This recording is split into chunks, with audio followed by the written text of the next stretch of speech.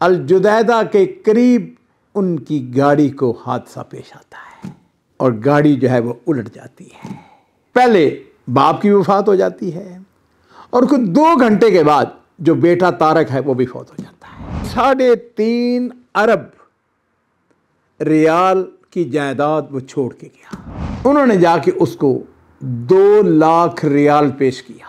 उस रिकॉर्ड के अंदर तुमने ये लिखना है कि पहले बेटा फौत हुआ था और उसके 2 घंटे बाद 3 घंटे के बाद उसका बाप भी फौत हो गया। उसने अभी रिपोर्ट नहीं दी तो इस खातून ने उसको 10 मिलियन रियाल उसका चेक पेश किया। तुमने ये लिखना है कि पहले बाप फौत हुआ और फिर बेटा फौत हुआ। अस्सलामु अलैकुम वरहमतुल्लाहि वबरकातुहू।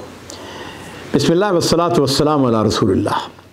मुअज़्ज़ज़ नाज़रीन कराम, आज का जो किस्सा है अजीब व गरीब भी है और इसके अंदर मेरे लिए और आप सब के लिए बहुत सारे दुरूस हैं। अजीज़ों, ये 2003 की बात है। सऊदी अरब का एक ताजर जिसका नाम था हसन अल अवदी। अवदी जो फैमिली है ये असल में यमन से ओरिजिनली वहाँ के हैं, लेकिन ये यहीं पे पैदा हुआ और इसने जो किता गयार होते हैं ना, गाड़ियों के स्पेयर पार्ट का, उसने दुकानें खोली। फिर उसके बाद काम उसका बढ़ता चला गया। जो टायर होते हैं उसकी दुकानें। अजीज़ों, ये जो हसन है इसका कारोबार बढ़ता चला गया। इस शख्स ने एक मारूफ ताजर फैमिली की बेटी के साथ शादी की जिसका नाम था नादिया। अल्लाह ताला ने उसको 2 बेटियां दी, एक बेटा दिया और माशाअल्लाह माशाअल्लाह अल्लाह ताला जब बग़ैर हिसाब के उसके पास रिज़्क़ आता चला गया। इसका बेटा, उसका नाम था तारक। हसन का बेटा तारक जो है जब बड़ा हुआ उसने ग्रेजुएशन की और माशाअल्लाह वो भी अपने बाप के साथ तिजारत में शामिल हो गया। उसने अलहदा कारोबार इस एतबार से कि वालिद ने उसको पैसे दिए और वो उसने अपना कारोबार जो है बढ़ाता चला गया। अजीज़ों, दौलत का आप तसव्वुर नहीं कर सकते हैं कि अल्लाह ताला ने उनको कितनी दौलत दी थी। लेकिन बहरहाल इंसान ताजर जो है वो तो काम को बढ़ाते हैं। ये जो तारक है लेकिन अपने वालिद से कहने लगा, अब्बाजान बात यह है कि यमन के अंदर हम अपनी फैक्ट्री क्यों ना खोलें। ये बैटरी नहीं होती गाड़ियों की बैटरी, ये हम फैक्ट्री खोलते हैं। वहाँ पे ज़मीन भी सस्ती है सऊदी अरब के मुकाबले में, वहाँ पर जो लेबर है वो भी सस्ती है। उसने कहा बड़ी अच्छी बात है, चलो लो जी। उन्होंने वो काम शुरू कर दिया। वहाँ पर ज़मीन ख़रीदनी है, ये वो। अब मराहिल जो है आपको पता ही है कि आदमी कहता तो है ना कि लो जी मैंने फैक्ट्री बनानी है, लेकिन उसके लिए 10 मराहिल हैं। बाप बेटा जो हैं अल-जुदैदा, ये जगह का नाम है, वहाँ पर ये फैक्ट्री इन्होंने लगानी थी। लो जी, ये अपनी गाड़ी में जा रहे हैं, बाप बेटा जा रहे हैं गाड़ी में और अल्लाह ताला को ऐसे ही मंजूर था। ये यमन की हदूद के अंदर दाखिल हो गए। अल-जुदैदा के करीब उनकी गाड़ी को हादसा पेश आता है और गाड़ी जो है वो उलट जाती है। दोनों बाप बेटे जो हैं उनको लोगों ने फौरी तौर पर हॉस्पिटल पहुंचाया और सबसे पहले ज़ख्मी हालत में थे, बुरी तरह ज़ख्मी थे। पहले बाप की वफ़ात हो जाती है और कुछ 2 घंटे के बाद जो बेटा तारक है वो भी फौत हो जाता है। रियाज़ में जब ये ख़बर पहुंचती है तो आप अंदाज़ा कर सकते हैं कि उस फैमिली के ऊपर क्या गुजरा होगा। नादिया का खामद भी चला गया, उसका बेटा भी चला गया, जो उसकी 2 बहनें थी उनका बाप चला गया, भाई चला गया। आप तसव्वुर नहीं कर सकते पूरी फैमिली के ऊपर क्या गुजरी। लो जी, जुस्से जो हैं वो लाए गए रियाज़ के अंदर, उनको दफना दिया गया। उसके बाद ताज़ियत के दिन चलते गए।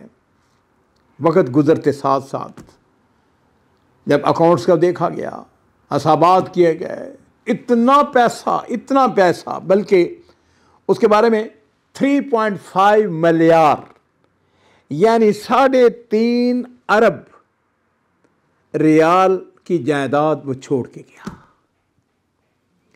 अब अजीज़ हुआ यूं कि उसकी नादिया थी और 2 बेटियां थी। यहाँ पे एक मसला नया शुरू होता है और वो ये था, जो हसन था, जो बाप था, उसके भाइयों ने कहा कि ये इतनी बड़ी जायदाद है, ये सारी नादिया को मिलेगी, उसकी बेटियों को मिलेगी, नहीं हमारा हक भी है। अब यहाँ पे उन्होंने एक नई तदबीर शुरू की और वो ये थी कि देखा जाए पहले कौन फौत हुआ है। हॉस्पिटल पहुँच गए, जुदैदा पहुँच गए, वो हसन के जो भाई थे उसकी बहनें वो पहुँच गए और पता किया कि जनाब रिकॉर्ड किसके पास होता है, हॉस्पिटल का रिकॉर्ड किसके पास होता है। तो जी पता चला कि एक आम मुअज़्ज़फ़ है जिसका नाम महमूद है, यमनी, उसके पास पहुँच गए। उन्होंने जाके उसको 2 लाख रियाल पेश किया। उन्होंने कहा कि सिर्फ इतनी सी बात है कि तुम्हारे पास जो रिकॉर्ड है उस रिकॉर्ड के अंदर तुमने ये लिखना है कि पहले बेटा फौत हुआ था, पहले तारक फौत हुआ और उसके 2 घंटे बाद 3 घंटे के बाद उसका बाप भी फौत हो गया। इससे क्या होगा, और यहां पे अजीजों ये शरी मसला है, अगर पहले बाप फौत होता है तो बाप की सारी विरासत किसको मिलेगी, बेटे को मिलेगी, तारक को मिलेगी। और तारक की वफात की सूरत में उसकी जितनी जायदाद है वो किसको मिलेगी, उसकी वालदा को मिलेगी, उसकी बहनों को मिलेगी। शादी तो उसकी अभी हुई नहीं थी।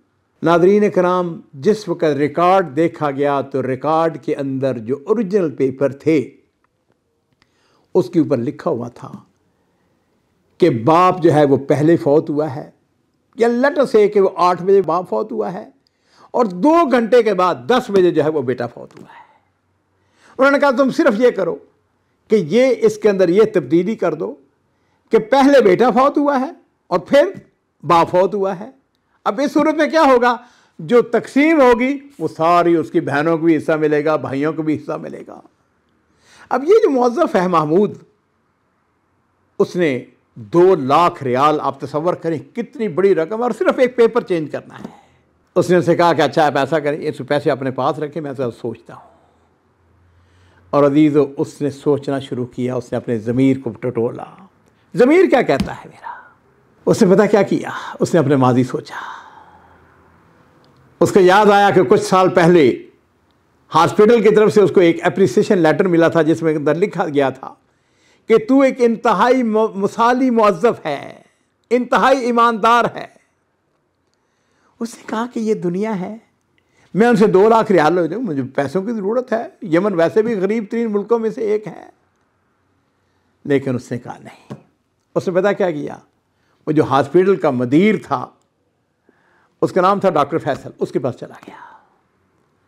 उसने कहा कि ऐसे ऐसे मामला है और मुझको 2 लाख रियाल की रिश्वत दी गई है, पेशकश की गई है, मैं क्या करूं।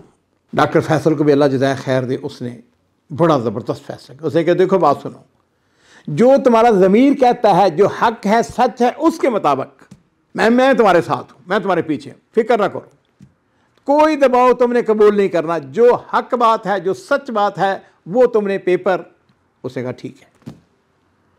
और नादरीन इकराम, इसी दौरान जो नादिया है उसको भी पता चल गया। उसकी जो नुकरानी थी वो एक टेलीफोन कॉल उसने सुनी, दूसरी नुकरानी, उसको पता चल गया कि भाई ये काम हो रहा है। उसने आकर अपनी मालका को बता दिया कि जो हसन के भाई हैं, उसकी बहनें हैं, वो ये और ये काम कर रही हैं। और मैंने अर्ज़ किया कि ये मलियारात की बात है। खैर, अब हुआ यूँ कि ये खातून जो है ये भी पहुंच जाती है वहाँ पर हॉस्पिटल में, और इसको नहीं पता कि भाई उसने क्या लिखा हुआ है, रिपोर्ट क्या है। महमूद से जाके मिलती है और उसको जाके कहती है कि रिपोर्ट चाहिए। उसने अभी रिपोर्ट नहीं दी तो इस खातून ने उसको 10 मिलियन रियाल उसका चेक पेश किया। उसने कहा सिर्फ इतनी बात है कि तुमने ये लिखना है कि पहले बाप फौत हुआ और फिर बेटा फौत। उसको नहीं पता क्या रिपोर्ट किया असल में। महमूद ने 10 मिलियन रियाल को ठुकरा दिया। उसने कहा मैं अपने ज़मीर के मुताबिक, जो हक और सच है उसके मुताबिक मैं आपको रिपोर्ट पेश करूंगा। जिस वक्त रिपोर्ट पेश हुई, अदालत के अंदर गई, अदालत के मुताबिक उसका जो सारी विरासत थी वो किसको मिली, वो नादिया को मिली और उसकी बेटियों को मिली। इसलिए कि जैसे ही बाप फौत हुआ उसकी सारी की सारी जायदाद जो है वो किसको मिल गई, बेटे को मिल गई। और बेटा फौत हुआ, क्योंकि उसकी शादी नहीं हुई थी, लिहाजा सारी जायदाद का मालिक कौन बन गई, वो नादिया बन गई और उसकी बेटियां बन गई।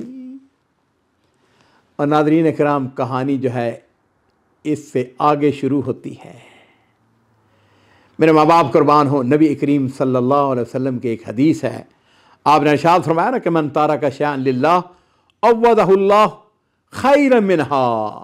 जो अल्लाह के लिए किसी चीज़ को छोड़ता है, अल्लाह उससे बेहतर अता फरमाते हैं। कहानी बहुत लंबी है, लेकिन इतनी सी बात है कि नादिया ने सोचना शुरू किया। इद्दत ख़त्म हो गई, वक़्त गुजरते चले गए, सारी जायदाद के ऊपर उसने कब्ज़ा उसका हो गया। ये जो मुअज़्ज़फ़ था महमूद, उसके बालद बीमार हो जाता है। नादिया जर्मनी में उसका इलाज करवाती है, आना जाना शुरू हुआ, राब्ता शुरू हुआ। उसको भी एक ऐसे शख्स की ज़रूरत थी जो कि सिका हो। एक दिन नादिया ने उससे पूछा, महमूद, मैंने तुम्हें 10 मिलियन रियाल पेश किया था, तूने उसको क्यों ठुकराया? उसने उसके जवाब में कहा, अमानत। उसने कहा, अमानत दयानत जो है ये सबसे अहम चीज़ है।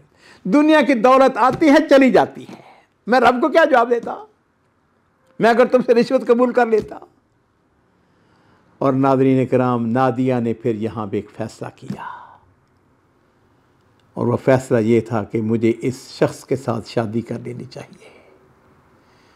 बात लंबी है, लेकिन इसका जो अंजाम है वो ये हुआ कि उसने महमूद के साथ शादी कर ली। नबी अलैहिस्सलाम की वो हदीस जो कि मैंने आपको सुनाई है, उसका अतलाक़ जो है इस वाक़े के ऊपर होता है, और ये वाक़या बिल्कुल हकीकी है। अल्लाह ताला जो है वो अमानत के बदले में वो कुछ देते हैं जिसका आदमी को तसव्वुर भी नहीं होता है। अल्लाह ताला ने इरशाद फरमाया ना कुरान पाक के अंदर, वफ़अलुल खैर लअल्लकुम तुफ़्लिहून, खैर के काम किया करो ताकि तुम कामयाब हो जाओ।